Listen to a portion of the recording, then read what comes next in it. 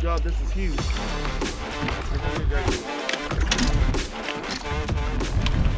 Oh, that's a smallmouth, dude. Oh my god! Keep him down, keep him down, keep him down, keep him down. Oh my! Holy smokes! Hey YouTube, welcome back to Locked In Anglers. We just wrapped up our first big tournament of the year. Had a pretty darn good finish, especially on a lake that's pretty tough this time of year. We learned a lot and excited to break it down with you guys. So conditions here have been pretty crazy. The last couple weeks it's been in the low 30s, 40s, even had some snow. So the fish they've been all over the place. It's been really hard to catch them. And they've just been in a negative mood overall. So we went through a ton of different baits to catch our bag. It was a really cool experience. It definitely was. I mean, it was kind of crazy, the weather coming up. I mean, there's snow on the hillside. I mean, but it was a great experience. We did everything we could to tackle all these fish. I mean, we really had to think about what we were doing, just because all the weird weather changes and whatnot. And I mean, we were on a warming trend coming into this tournament, so we're like, you know what? We just gotta go see if those largemouth fit. Yeah, it was the morning was crazy. It was I think we woke up, I think it was about 38 degrees out.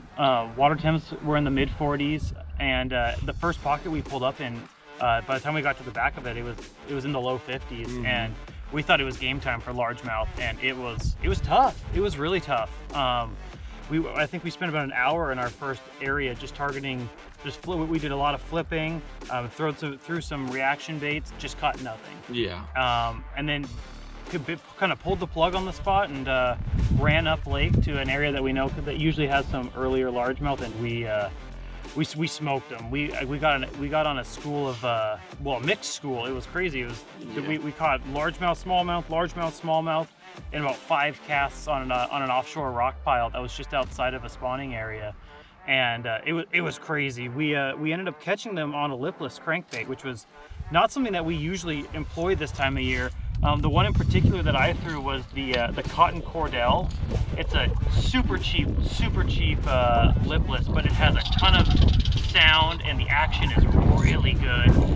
It's a really good casting and winding lipless, and he has back-to-back casts and just absolutely smoked about a 2 3/4, and then a smaller smallmouth that we ended up culling out.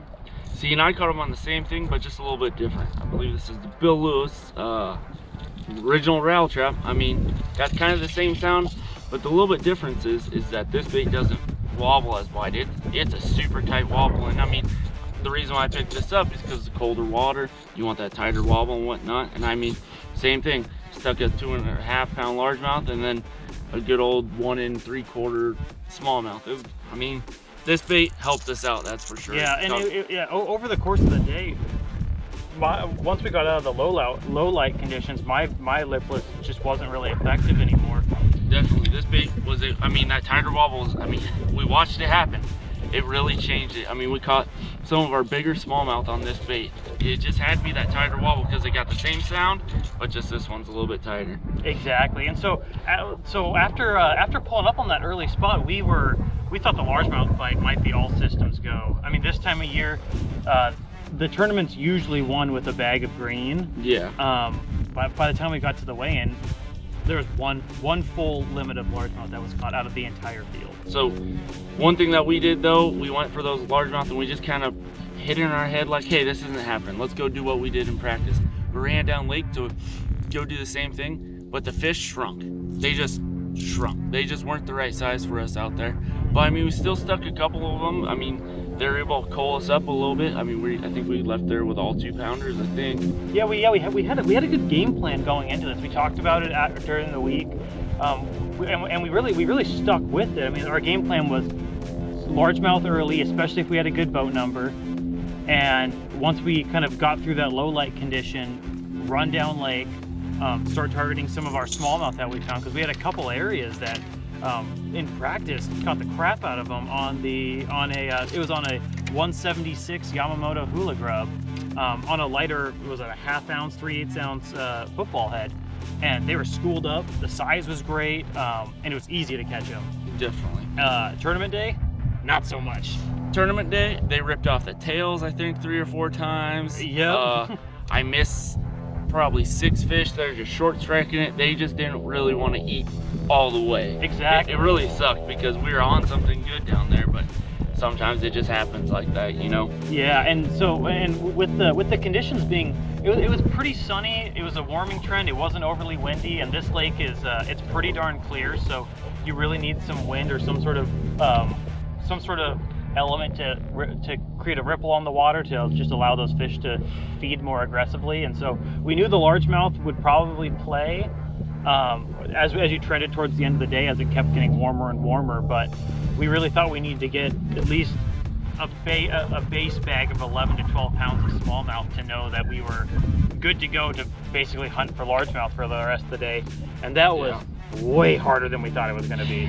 All of our stuff that we had found the previous week, they had just shifted off those main lake points and moved kind of closer and closer to the secondary points.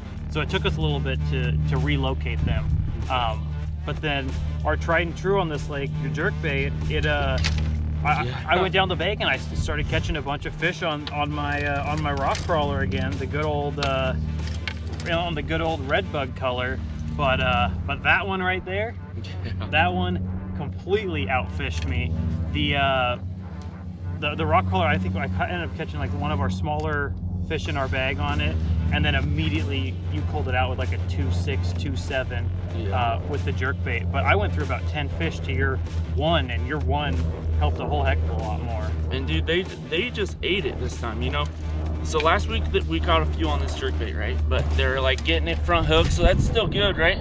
But this week, I think I caught 3 fish on this, or 4 fish, and you couldn't see the bait coming out of their mouth. Like, they choked this thing. I had to do surgery getting it out of there.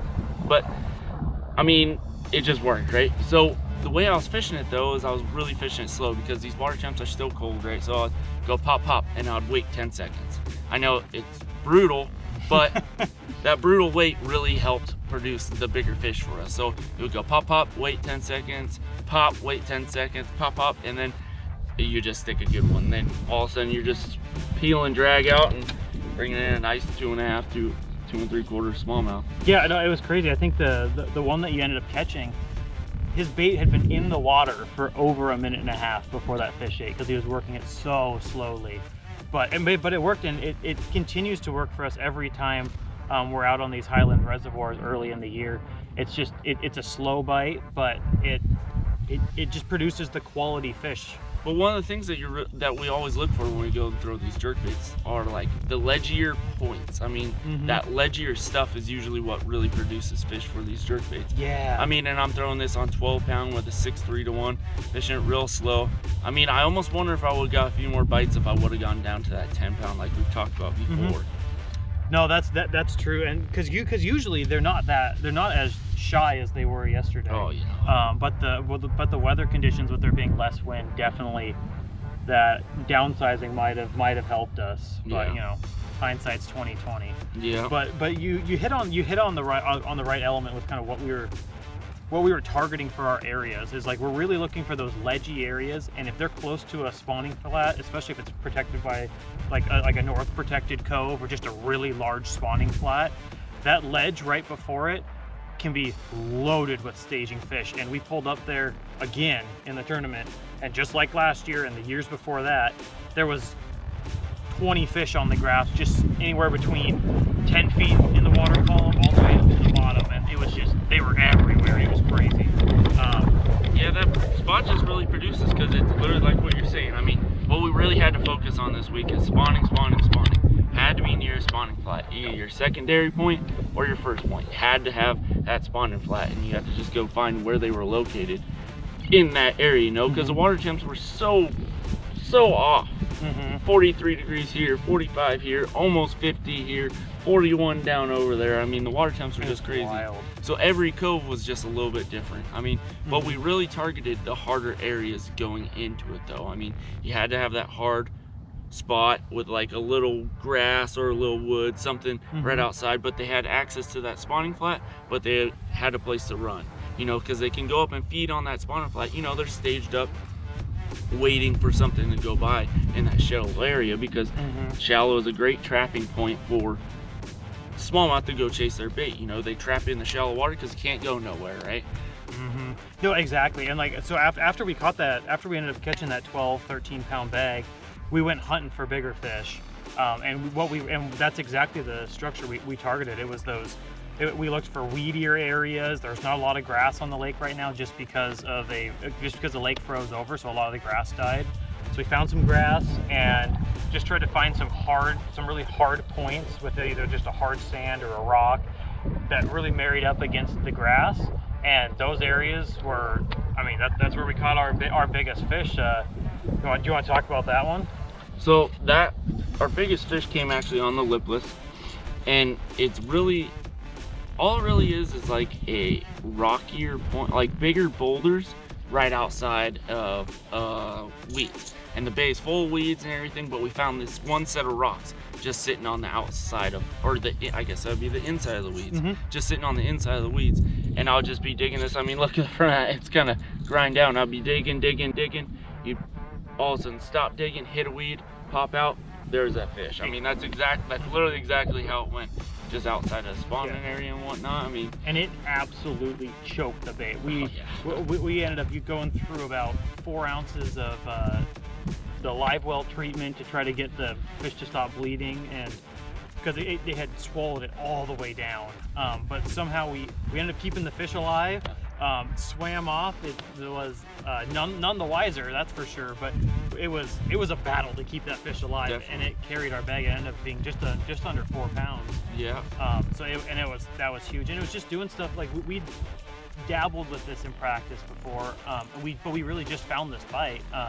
Just targeting mid-tournament, really. Yeah, it was really mid-tournament because a lot of our smallmouth spots they had just moved on from, and so we made that adjustment, and it was huge. We ended up we made 2 pulls at the end of the day, one around 12:30, another one around 1:30, and they were both on that same area with the rock and the hard spot that was just inside of a big weed area in part of a larger spawning flat. So, and I mean, it didn't even have to be a big hard area. I mean, shoot, how many fish did we catch? How many fish did we catch that was just one boulder next to grass? Yeah. 2 boulders next to grass. 1 little rock next to grass. It just had to be something odd but hard next to grass. That's what it really seemed like. And I think the largemouth really didn't go because we had so many people practicing. I mean, a lot of people in there, right? And these fish just don't like being gone over. But also the fact that we had clear skies, no wind. We want a little bit of cloud cover and some wind. I mean, shoot, the wind just really activates any of these fish on this lake. I mean, shoot, we caught all our fish when the wind picked up. Yeah. When the wind went down, we were scavenging to find one bite, you know? No, that's a really good point. One of the things that we realized over the course of the day is that wind was playing such an important role in our bite that we started skipping spots in our milk run if they weren't getting hit by wind. Yeah, definitely. And we would just drive down the lake. We have about 4 or 5 spots that we were milk running at the end of the day, and no wind, never caught them. Started skipping it, and we just started hitting the ones that were wind blown and had that ripple on it. And every time we pulled up on one with the right ingredients, it had the wind, we caught them. Yeah, definitely. I mean, that's just what you gotta do during the tournament. You know, it's a different day than what you caught them on the other day. You know, you gotta see every single day as a new day. You know, take a look at what the scenarios are and just go with it. I mean, yeah, you smashed them the weekend before, but it always changes. Yep. I mean, sometimes it'll stay the same if you're lucky, but most of the time everything's gonna change because it is a different day. You know. Exactly.